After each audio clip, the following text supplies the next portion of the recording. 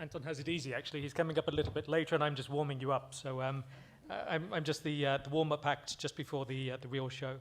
So that was excellent, actually. I think jumping on to the end of the previous question that was just asked, we're going to be talking about cyber resilience, and my presentation with Anton is going to be talking about the life cycle of cyber attacks and data breaches, so when everything can go wrong. By way of introduction, I asked Upa not to introduce too much because there's some things I'm not allowed to tell the world, but in my former life, I was a lawyer. So originally, I was a barrister and a solicitor in the UK. I worked in commercial litigation and helping organizations stay safe. I started to focus in on banking litigation, so I went from there to the FCA, and I worked as a regulator doing commercial enforcement.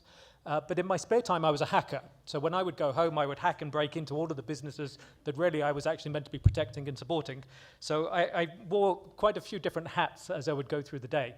And these days, I've now moved into effectively getting paid for the work I used to do as a hacker, and I work now as a cyber consultant. So I lead Grant Thornton's cybersecurity team in the UK, but that team is quite large. It's about 120 people in the UK, and Upa and the team help us have about 400 people across Grant Thornton supporting organizations to stay safe. And what you learn from the work that we do is that you have to be constantly safe. You have to be constantly vigilant, that's the word, constantly vigilant, and making sure that you are constantly doing everything you can to stay secure. So to the question that Upa just jumped in on with our previous speaker, we would strongly recommend resilience. You know, you've got to be online and offline, you've got to be in the cloud. To Norbert's question, you've got to be sharded in different countries around the world. You've got to have some with Microsoft and some with Azure, because resilience and operational governance go hand in hand. You have to make sure that you spread your risks in as many places as, in secured places. And to go back to MK's earlier presentation, this is about risk management. How does one manage risk? So Anton and I are going to talk to you a little bit about cybersecurity and the work of digital forensics in data breaches, which kind of builds upon all of the work that all of our previous speakers have been speaking to. I was telling MK that a lot of the work that I do is cyber insured work. So when an insured organization has a data breach, we have to get on the ground. We're the people that get the phone calls at 3 o'clock in the morning on a Friday night or just before the public holidays in Botswana.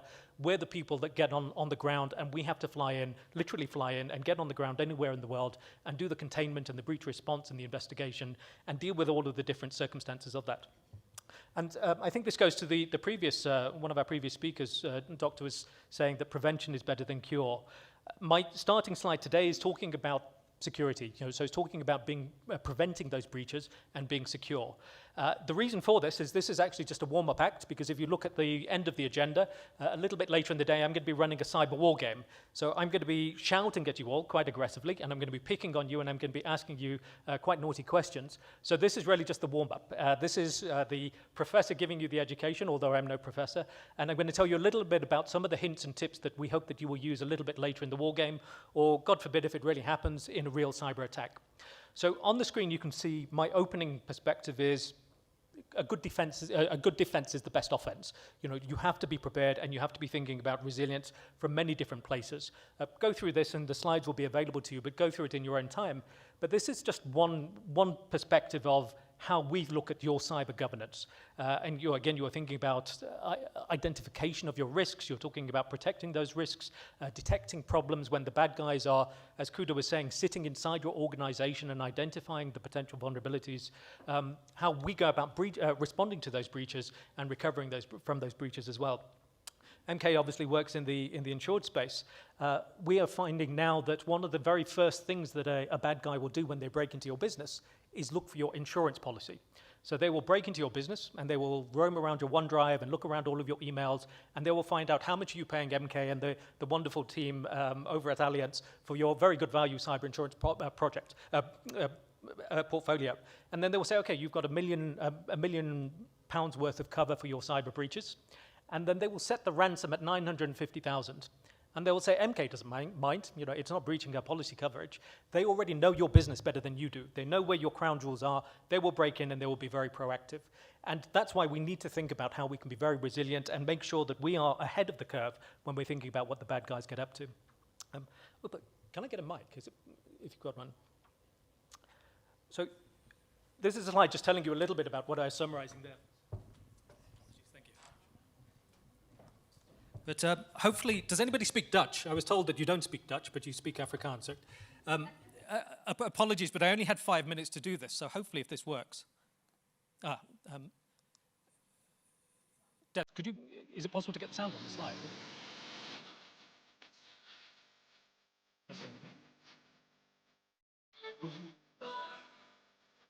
Don't worry. So, if you can hear me, I don't know if you can, but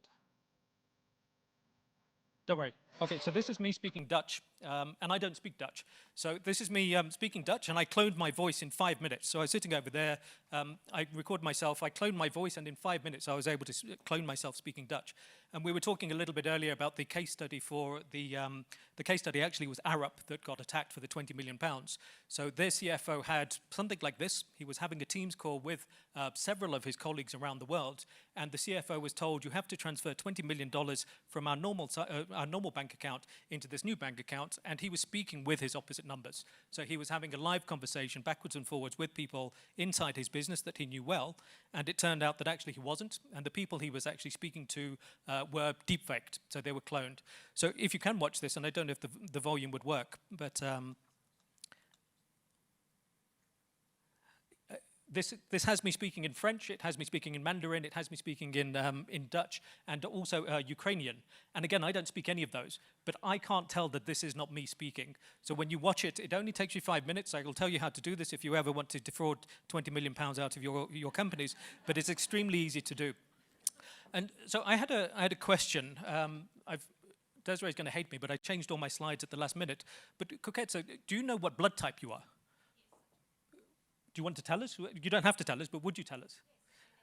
And would you mind if the whole world knew what your children's blood types were if you have children? So it's a loaded question, but effectively we are seeing an evolution of cybercrime at the moment. And MK, you know, in the UK, data breaches are evolving quite rapidly. And so you will see on the previous slide, I'm saying that we have to be constantly ahead of the curve when we're thinking about what we have to do as cyber responders. But the bad guys are quite interesting. So they've evolved just over the last couple of weeks, where they will go inside. This was a cyber attack that happened on the NHS and some of the medical providers in the UK. And they broke into the business, but they didn't steal anything. And so they came up to you and they said, we haven't stolen your data, we haven't encrypted it, we're not asking you to go and identify where your data's gone, but we've changed 10% of your blood types in the medical test that you've recently done. How much would you pay to know which ones we've changed, which 10% we've changed?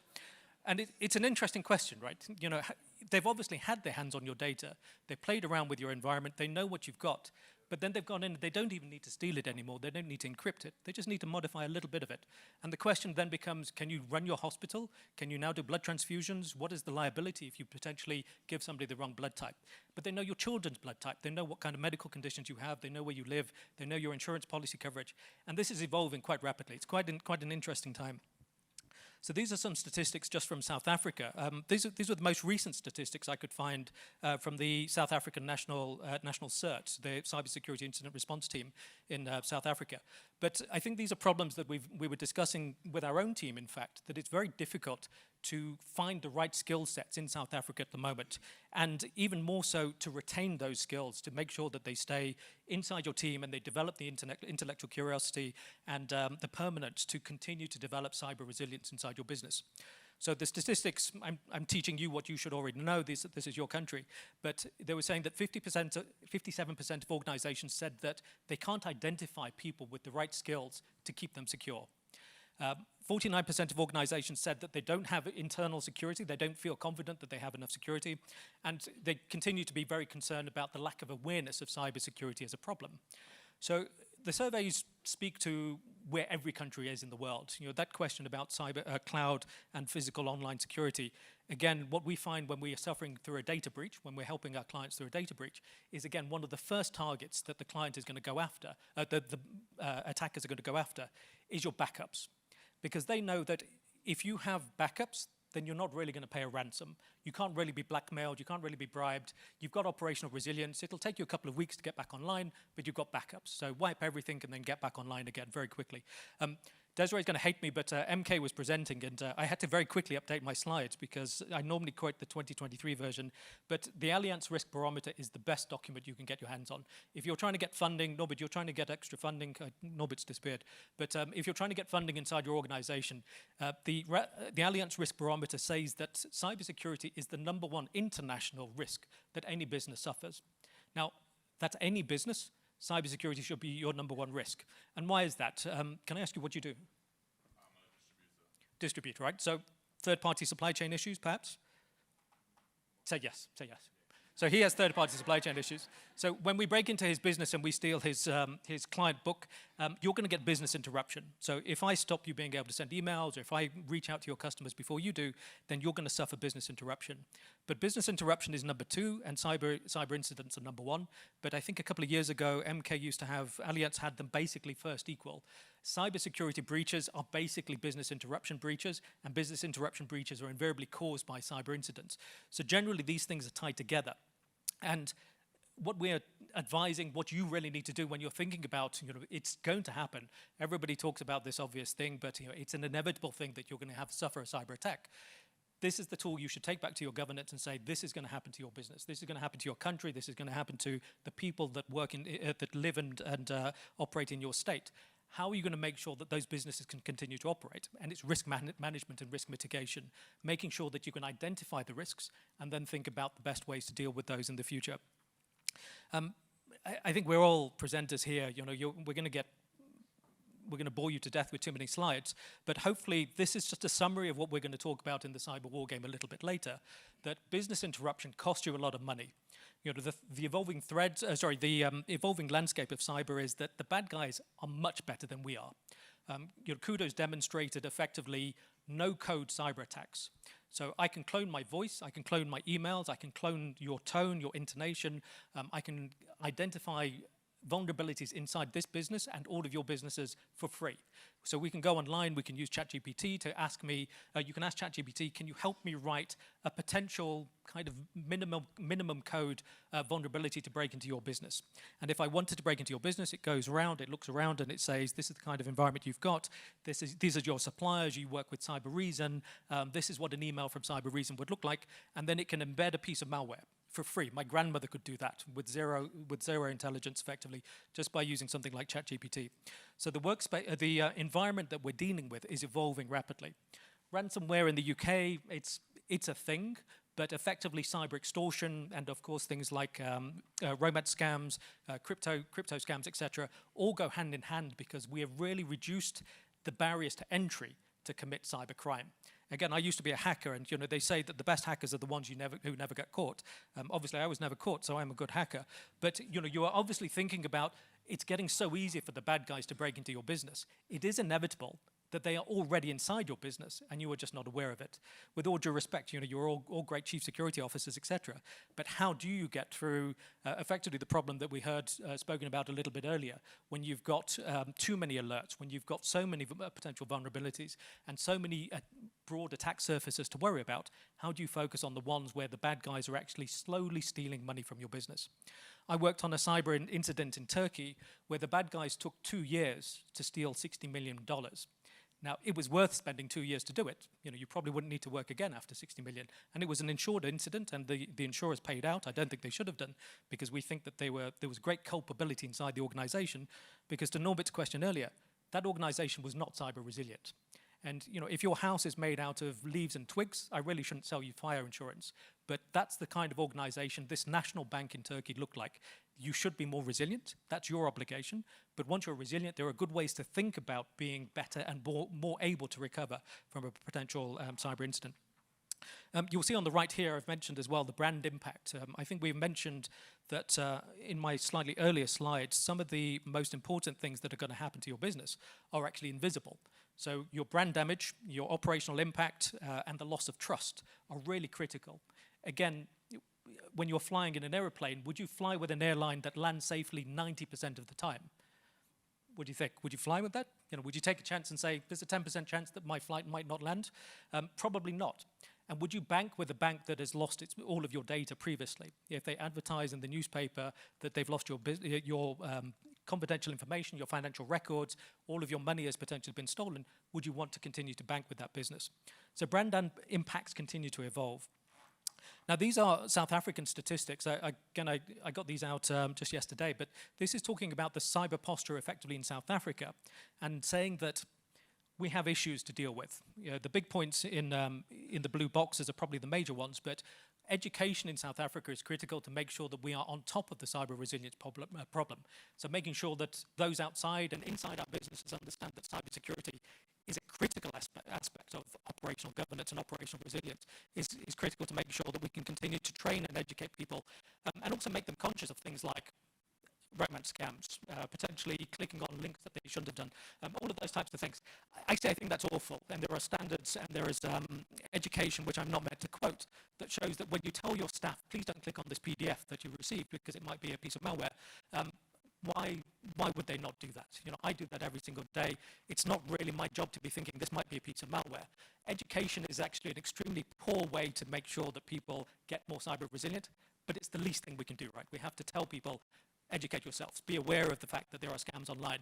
But you need a multi-layered approach to cyber resilience. So to that question about cloud, you need to make sure that you've got multi-factor authentication, multi-factors of security, effectively thinking about cybersecurity like an onion with multiple layers. So think about multi-layered security.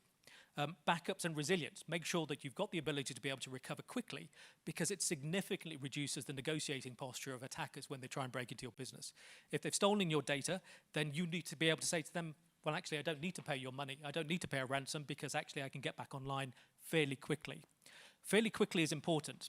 Everybody thinks that actually if you've got a backup, then ignore the ransom demand, you can be back online in 30 minutes. It would typically take 2 or 3 weeks, even with your own backups, to reintegrate your data and get yourself back online. So we worked with an insured client. I think you mentioned them, but they are not Allianz, of course, because Allianz is much cleverer. But an organization in the UK got cyber attacked, and it paid $75 million to the bad guys just to keep its name out of the press. It had backups, it had resilience, it was able to get back online, but it paid the $75 million just to make sure that, their customers didn't know that they'd been attacked. So, you know, you have to think about your ability to remain secure and to constantly test and improve your posture of resilience. And the most important one, so the parameter which hopefully all of you as cybersecurity professionals will be aware of, the most valuable way to be able to bounce back confidently and with resilience from a cyber incident is by having an incident readiness posture.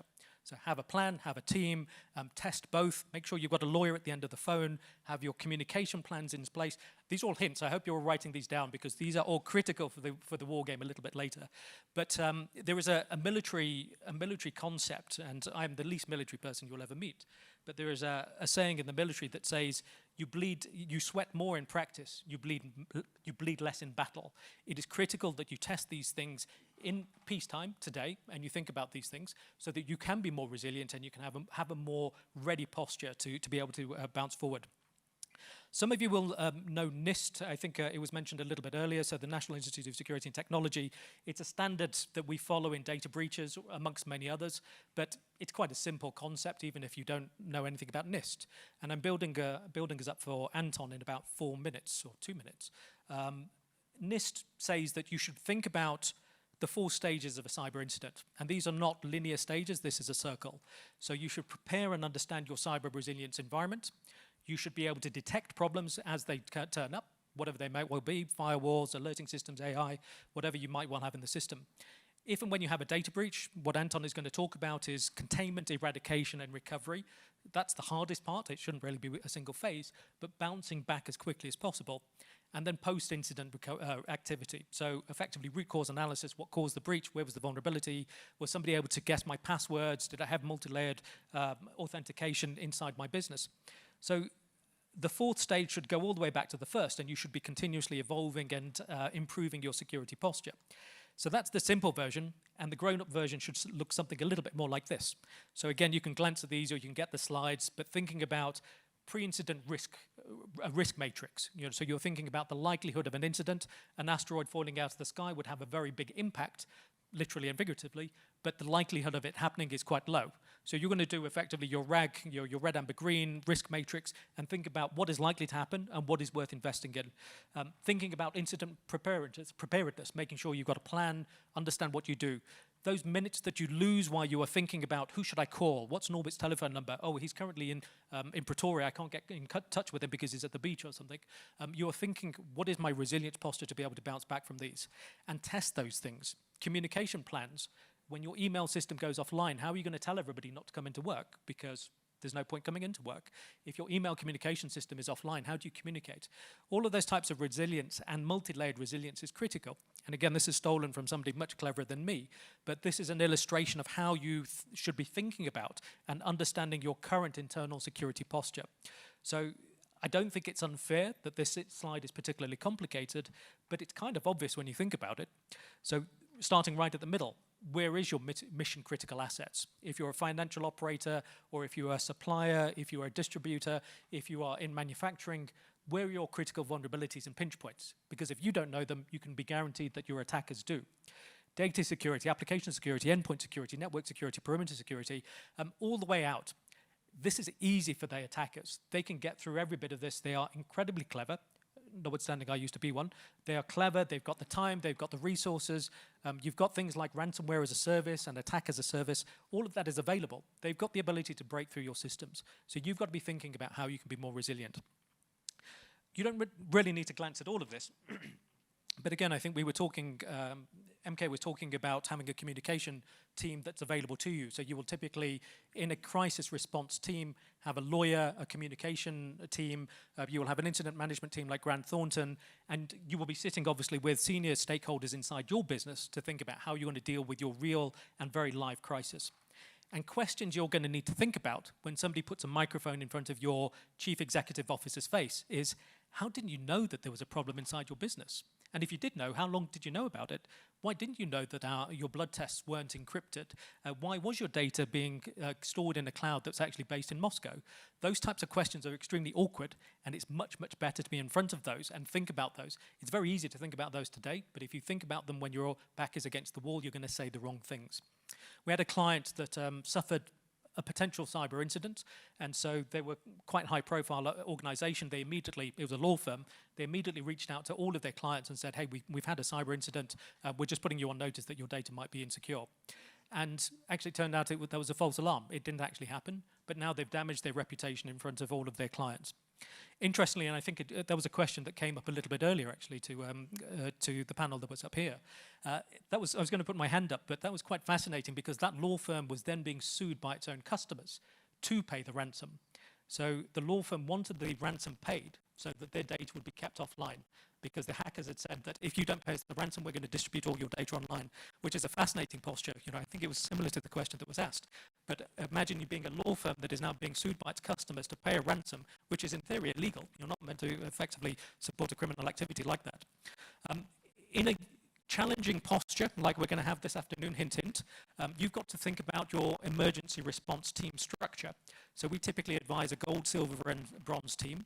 That's so that, not that Anton is bronze, but so that the people that actually do the work can be given the time to do the work. And then Anton's team will report to a silver team, effectively an incident management team, who will then report to the board, or report to the regulators, or report to the police, or report to the government, and say, we're on top of this, we're ahead of this, we are not a crisis. This is a controlled problem. We are actually on top of this. So it's really important to have a team structure that allows you to manage upwards and manage back on people. It takes a lot of time to do it, Anton. It takes a lot of time to do a data breach incident investigation. And the worst thing that you can do to somebody like Anton is say, Anton, investigate faster. Anton's going to need all the time that Anton's going to need to do what Anton needs to do. So again, having a team structure like this says, Anton, we're going to give you 48 hours to go away and do what you need to do, and then you must report back to us so that we can manage upwards. So having an emergency response team structure is critical. I probably won't present, but we're now going to talk a little bit about some case studies that we've done. I recently worked on an airline that operates in Britain. I won't tell you what their name is, but Anton's going to tell you a little bit about one of the organizations that we have recently and are probably currently still working with. Still currently. Thank you, Vijay. Morning all. It is still morning, right? Right, so what I want to do is I want to take you through a real-life incident that we've been working on. And I was deployed to Cape Town for about a month on this incident, right? and I'm going to talk about a ransomware attack that we investigated. So just a bit of a brief incident background. So during June of 2024, a major international university was subjected to a ransomware attack. The university had basically campuses and subsidiaries in possibly over 50 countries. 39 of those countries were affected by the same ransomware threat actors, right? So Inc. Ransomware has reportedly claimed responsibility for the attack and published the information on its website on 24 June. Right, so this is just a picture that I've taken of the actual ransom note left behind by the threat actors, right? And these threat actors, they claim to actually provide a service to their victims. Right, they also say, let me just have a look at this. Apologies, can we have some notes on you? Right, so from our preliminary research conducted against the threat actors, we established that Inc. Ransomware basically emerged in 2023. The operators of Inc. Ransomware position themselves as providing a service to the victims, right? Not also do they say that. They say that the affected organizations should treat these situations as paid penetration testing for the attacks against them. Right, so these are basically three pillars that I want to talk about, right? And we're going to talk about the preparation, detection, containment, and recovery. And you know, I'm going to go in a bit deeper into these. But yeah, right. As part of the incident response plan, you know, I think when it comes to the detection phase, right, and the planning phase, even prior to this, is probably the most important phase in the entire life cycle or the pillars. Because during the planning phase, I mean, obviously what you have to do is you have to ensure that you got the right people in place. You have to make sure that everybody has been assigned you know, roles and responsibilities to respond to this. And I think Rathour did an absolutely great job mobilizing teams from 30 different countries, 39 different countries, having responders on the ground to respond to these incidents.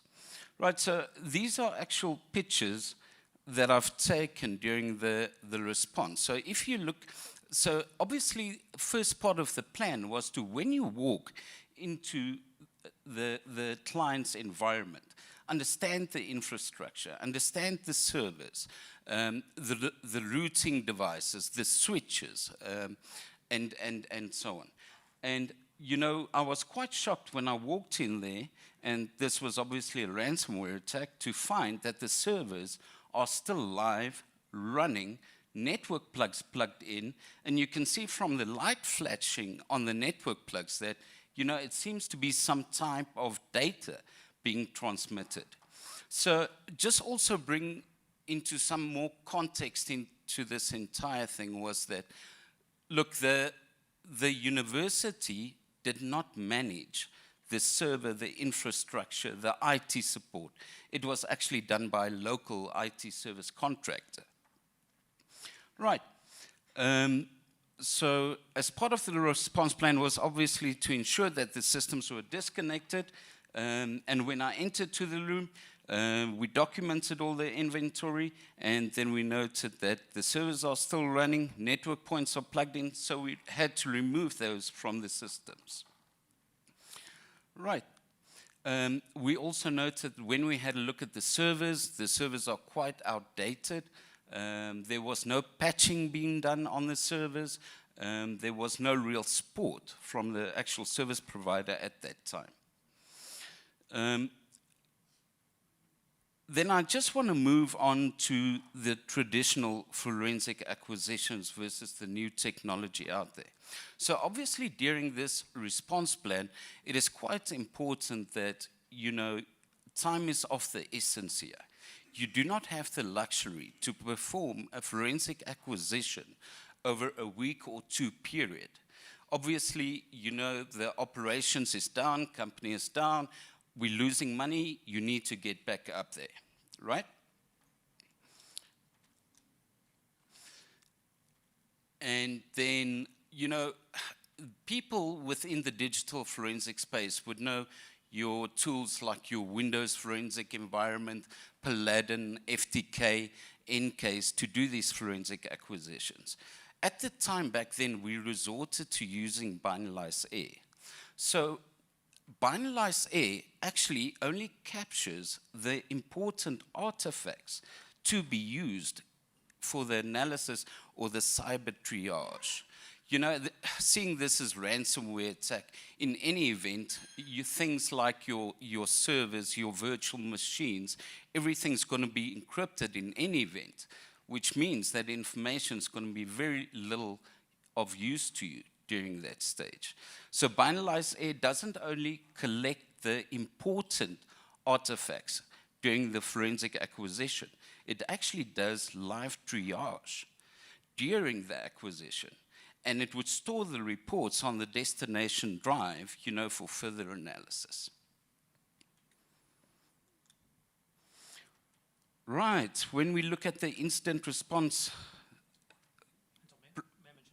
Yeah, sure. Just to summarize what that does, I mean, what we found, I think we spoke about endpoint protection, and we've increasingly taken the view that your firewalls and your perimeter defense isn't really fit for purpose.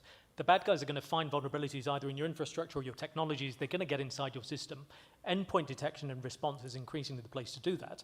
But the technologies that Anton just mentioned allow us to go to the data rather than the data to come to us. So you are doing live triage, live identification. You are taking systems offline in real time. And you can do a lot of that remotely, and you can do that in a facilitated way over 2,000 endpoints instead of going to 2,000 different computers. So you are doing triage in real time, which allows you to get ahead of the investigation timeline problem. It takes time to do an investigation. You've got regulators, you've got customers, you've got parties and suppliers that are concerned about what you're doing. You need to do this in real time. And so this allows Anton to do what Anton does much faster at a bigger scale. Exactly. So, I mean, in essence, where a normal forensic acquisition could take you up to a week by utilizing binary air, I was able to collect all the important artifacts I needed. Besides that, perform triage within a matter of an hour. And another positive point towards that is, I mean, the amount of data you're actually collecting, where you are essentially collecting now a gig of data versus 32 terabytes of data, this data still has to be uploaded and analyzed. So it obviously, shortens the response time as well. Right. So I'd like to share a bit more with you on the containment, eradication, and recovery process, right? And remember when I told you that, the entire infrastructure, the support, the servers, weren't supported by the university itself, but an independent service provider. So as part of the photo that I've taken down here, we've identified 3 of these QNAP devices. So what these devices essentially is just network adapted storage devices. And these were the devices used as backup devices. And I'm going to come back to the deployment of specialized software in a moment. But let's first quickly talk about the recovery of the information. Right, so if you can see on the top right-hand corner there, we have got a normal login event from the administrator with a local IP address logging onto the system on the 21st of May, right? We've got the threat actors then attempting to log on to these devices on the 5th of June. And they actually tried to utilize the university's IT admin credentials. So seeing that the service provider or the university wasn't really involved in servicing these devices, they've had failed logon attempts. But when we looked at right thereafter, you know, they just resorted to going back to using the normal admin password, and they gained access to the system, which means that the service provider appointed never went back and changed these devices' manufacturer IT passwords, which allowed then for the threat actors to gain access to the system. Right, when we look at the event logs that we extracted from those devices below, we can see what the guys actually did is they went in, they reset the configuration, and they went and they formatted all of the backups. No data to restore. They went back and they reset the system back to its default settings. You know, fortunately enough, the university resorted prior to this to uploading information or migrating the backup information into Amazon Cloud Services, Amazon Web Services.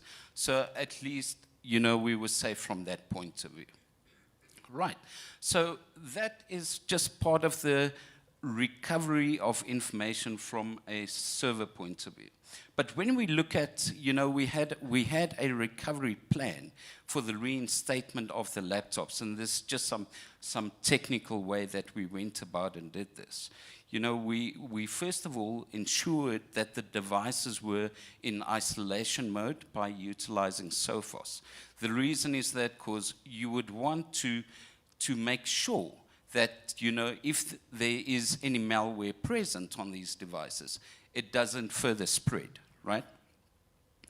Then we scanned the devices further for any further incidents of compromise, right? Where there was incidents of compromises found on these devices, then we just resorted back to wiping these devices from scratch and rebuilding these machines, right?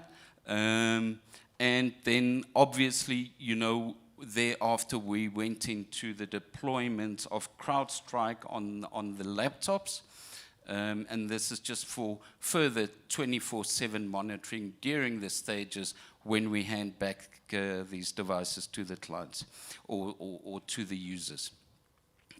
You know, so Grant Thornton is fortunate enough to have a global agreement with CrowdStrike, where we have the ability to deploy CrowdStrike onto our client sites for up to 90 days.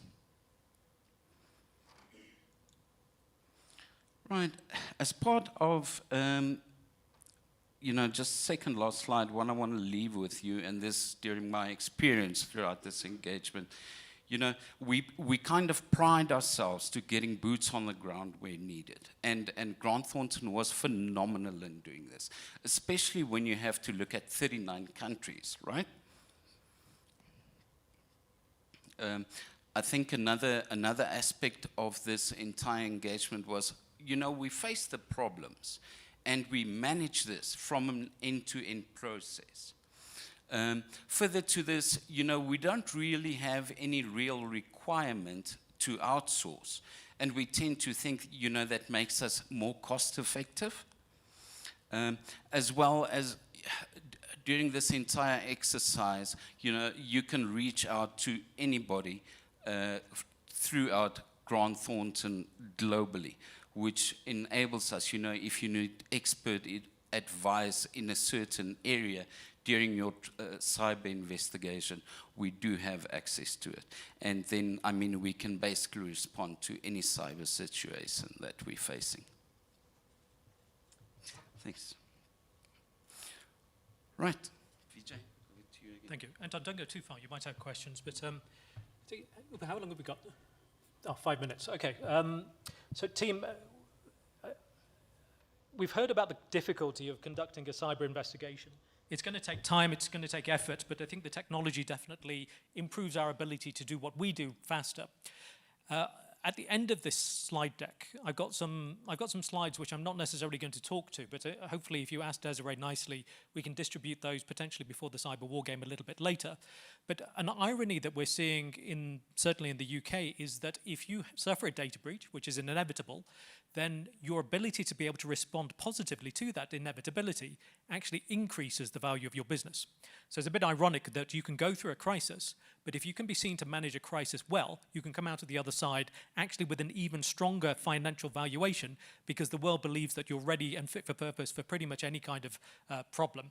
So I think, as Winston Churchill once said, never waste a good crisis. If and when you suffer a data breach, call the right people, have the right response team in your pocket to be able to support you through that crisis. But it shouldn't be a crisis. It shouldn't be out of your control. It should be a problem that you can work through step by step. However, I'm going to contradict myself, and as Mike Tyson once said, everybody's got a plan until they get punched in the face. Have a plan, test it, try and live it, but actually trying to make sure that that comes to life is quite difficult. So I've got some slides at the end, which I'm not going to go through, because I'm going to invite you to ask questions. We've got about 3 minutes to ask questions, but I'm going to ask a question while you're all thinking about that. Is anybody having an affair at the moment that they would like to put their hand up about? I saw a hand at the back, so I'm going to assume that was a yes. So an investigation that I once did, was that there was a lady that ran one of the gambling websites, and she was a billionaire. And the US was going to change the law so that they were going to make gambling websites hosted in the US illegal. So she used to have a private investigator that she paid quite a lot of money to be able to make sure that she was ahead of potential legal concerns. He was effectively a protector and a dog's body. He would make sure that things were looked after. And at a certain point, the US was going to change the law. So he came to her and he said, listen, if you pay me $20 million, I'll make sure that your business is transferred over, that you don't get any legal repercussions as a result of this new law that's impending. As a result, the law changed, and she subsequently got banged up for criminal activities. So her business he failed at what he did. So, of course, he comes to her and he says, well, I still need my money. And she says, I'm not going to pay you that money. You failed at what happened. I'm now being sued by the US for financial impropriety for running my gambling website. He said, that's fine. You don't need to pay me, except the affair that we've been having. I've been filming everything we've been doing. I've got videos of us having sex, and I'm going to distribute those to your husband. How much are you prepared to pay me to take those offline?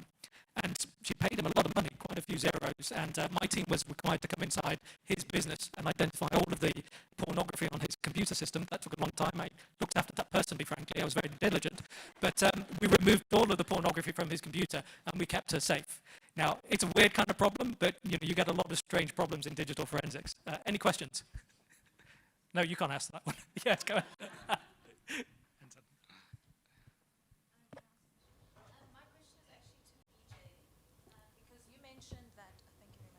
You mentioned that attackers are able to obtain your insurance policy documents, and then they can actually see the coverage and then set the ransom to that.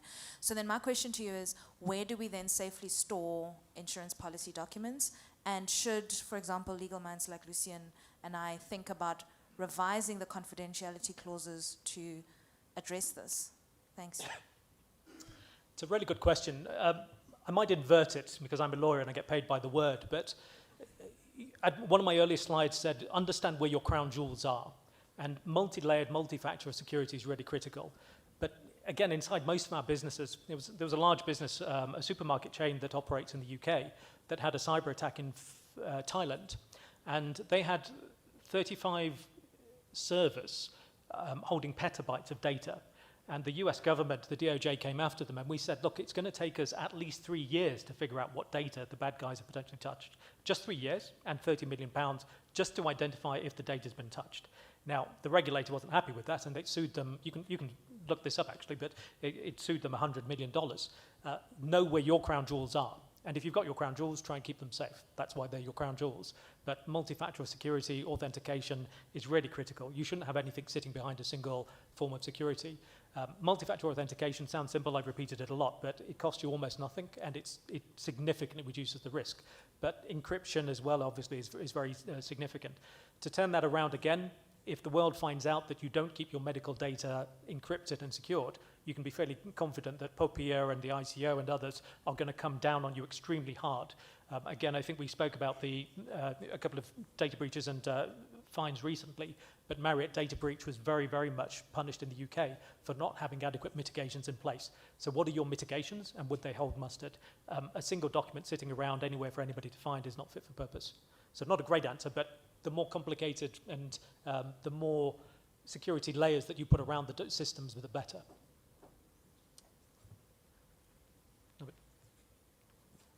No, but you can come and speak to me over lunch. We spoke about that problem earlier, so don't worry. I'm starting to feel guilty Yes, asking all the exactly. questions. Noting that we have a room full of a lot of security specialists, and just looking at your last slide saying staying secure. The one question I generally ask is, when is enough enough? Because within a lot of organizations we have, I almost want to call it scare tactics / bullying tactics that says, if you don't protect, you will be in trouble. And then we start bolting on additional security appliances, and by the time we're done, we're sitting with so many different variations that one almost counters the other. We build firewalls upon firewalls, and it just becomes a mess. And by the time that you do get infiltrated or there is a breach, you're now sitting with so many different appliances that you need to navigate around to understand how and why. And in the interim, you have your board asking, how is this even possible if we spent millions and millions on protecting the organization, and yet we are still breached? So the key question really is, where do we draw the line in terms of, and I know it's around about risk appetite, and when we say, well, we have these appliances that should be the best, basically based on standards, but where does that line end? Might be a tricky question, so my apologies. Well, it's a difficult question. I think there was a question asked earlier about the moral imperative on cyber resilience as well. The moral imperative of cyber resilience is on you. Right? You know, data is a right. You don't have an obligation to process data about me and to hold data about a data subject and data citizen. So you've got a moral and commercial obligation to look after it. But then how much should you spend on securing that? Or should you spend anything? Again, I think there's a study a couple of years old by Deloitte that says that your spend for large organizations, you should be looking to spend about 12% of global turnover on cybersecurity. And that's not on IT, but that's specifically cybersecurity. Now, that's a great statistic to take back to your CEO and say, pay me more money and get me more people and more resources and more licenses and more technology to be able to do my job better. But if you've got to turn it around and so Grant Thornton conducts something called a digital risk quantification, where we look at your technology risk matrix and say, where are you spending the right money and how is that proportional to your risks? So if you are a small supplier of bricks sitting in Alexandria, do you really need firewalls? And how many multi-layered firewalls do you need? You know, what is proportionality in the circumstances? So it's got to be proportionate. But I might turn the question around on you. Do you conduct pen tests? I presume you do, right? Where will next year's pen test start? You don't need to answer that question, but effectively next year's penetration test should start where you had failures in last year's penetration test. So your cyber infrastructure should be constantly evolving and building upon the weaknesses you had previously. So identify weaknesses today and address those. And next year, when you have another pen test, it should build upon and identify whether or not you've addressed those weaknesses. So you should have continuously improving security postures. But if and when you have a cyber attack, your regulator and your customers and the police and your insurers are going to come to you and say, show me your pen test. It identified that you had open port 443. Why have you left that open for a year? You can be fairly confident that MK is not necessarily going to cover you for all your losses if you've had obvious gotchas. So make sure you're addressing your own mitigations, and you've got to be pragmatic about that. So spend more than you're spending, but don't spend badly and don't get bought in by all of the technology and everything else. It's got to be pragmatic, but necessary spend. That's a bit of a wishy-washy answer, but I hope it kind of brings it to reality as well. I think we might be over time, but shall we try one more question? Good afternoon. I think it's afternoon now. My name is Yamkela Mehlemakulu. I'm Chief Director for Financial Information Systems. I started Treasury. So my question to you, I'm glad that you're also a lawyer. So previously we would have organizations finding fraud detections of cyber breaches and so forth, but within our law spectrum in the country, there were a lot of cases that couldn't be admissible in the court of law because basically the team that's bringing the cases is not even certified, for example, right? So I did forensics as well, so I'm qualified as forensics. So that was one of the key major barriers within the South African courts versus the clients that are wanting to challenge what they'd found in any client, right? That's question number one. So if you can give us examples in terms of what Grant Thomson has dealt with in the courts in South Africa. And number two, having worked for two of the big fours, right, myself. So at some point we had to travel to the UK to uncover what was a case at a time that was very, very, very serious within around the big fours. So the evidence that we had found, right, we couldn't bring to the country, mainly because obviously there's different sets of rules in legislations and so forth. So if you can also tap into that in terms of the handling of those sorts of situations by Grant Thomson as well, because those become very challenging in the big fours. And lastly, how is you as Grant Thomson investing in terms of your team's development in such specialties? To me, that's kind of an important question, what you said in terms of challenges of keeping, attracting and retaining talent. I'm saying that because I received a call from Grant Thomson to be a CIO candidate for Grant Thomson. So that's very interesting to me and very much an important question for me to ask. I don't know if you get points for a 3-for-1 question, but no, I'll give you that. Upa, come up. Yeah. I'm going to ask Upa to answer your last question about how we are working together to develop the skill sets across South Africa and the continent. But let me take the questions in order. The first question, I think you were talking about challenging evidence. So again, the very first thing, so Anton is certified, he has certifications and expertise, documentation, and in the UK and indeed in South Africa, you've got an expert and then you've got an expert. But the second one is an expert with a capital E. And an expert with a capital E is somebody who's prepared to go up in court and say, this is what I did. My process, my documentation, my technology, my CV that I'm prepared to have challenged. Because as a barrister, as a lawyer, when somebody presents me with evidence that is digital, the first thing I'm going to say is, how did you find that evidence? Did you make it up? What's the quality? What is the entire evidential chain that goes from the physical device being taken off the bad guy all the way through to coming into your hands? And in between, Anton's going to hope that it was in a Faraday bag, it was switched off, nobody switched it on, there's been no contamination and spoliation of the evidence. But the very first thing any lawyer should do when they're presented with digital evidence is assume it's crap and challenge it and say, how did it come to be? I'm not going to believe it because it's extremely difficult, it's extremely easy to manipulate digital evidence and make it say whatever you want to.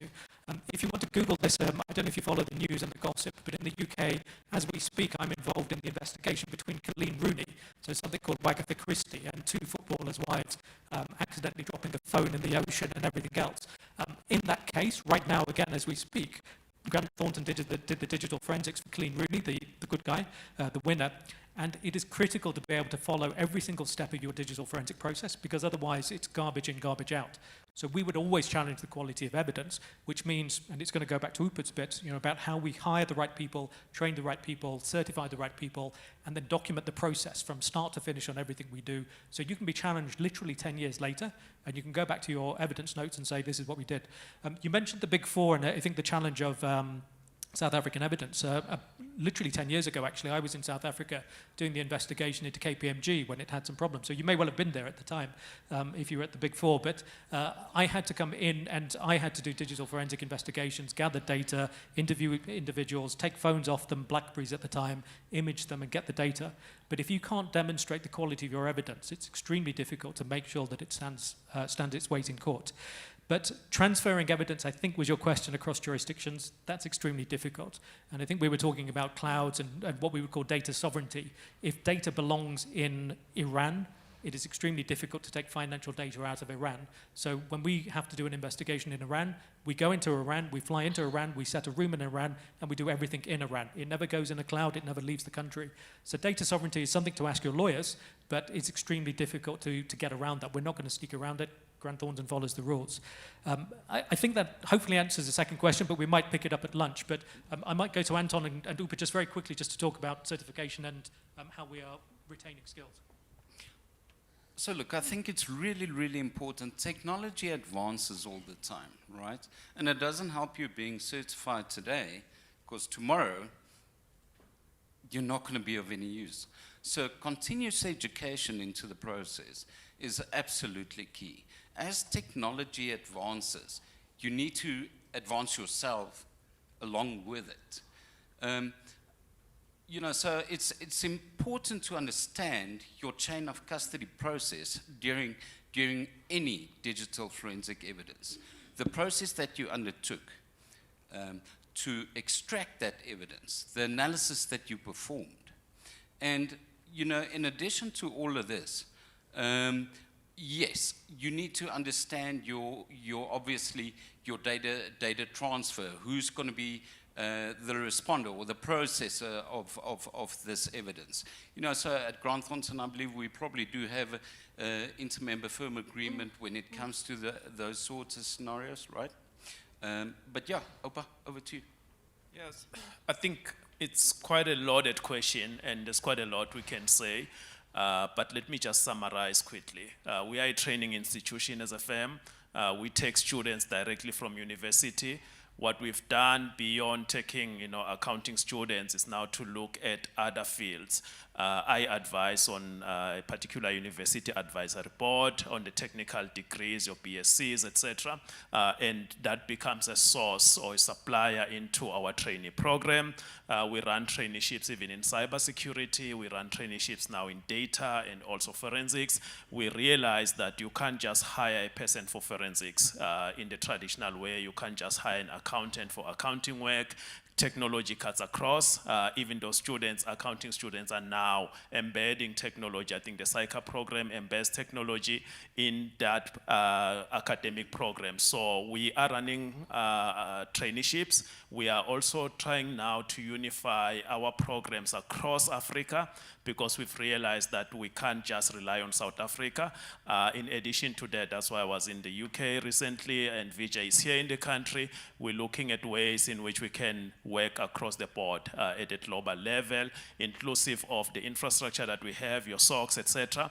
Instead of just having it in one location, we're looking at multiple continents, having that infrastructure and actually having resources, boots on the ground, who can then execute on assignments across jurisdictions, time zone, and also, you know, on a continuous basis instead of just having an 8-hour day. Now it will become a 24-hour type operation. So it's something that we are doing. We want to do more. We will be forming partnerships, and this is one of those partnerships with MTN and other colleagues that we are working with in this space of cybersecurity, but we want to extend that into the areas of forensics, digital forensics, and the like. So it's kind of a multifaceted question that we've asked, but there are solutions on the ground. It's a big elephant to chew in one go, and it requires a lot of collaboration in this space.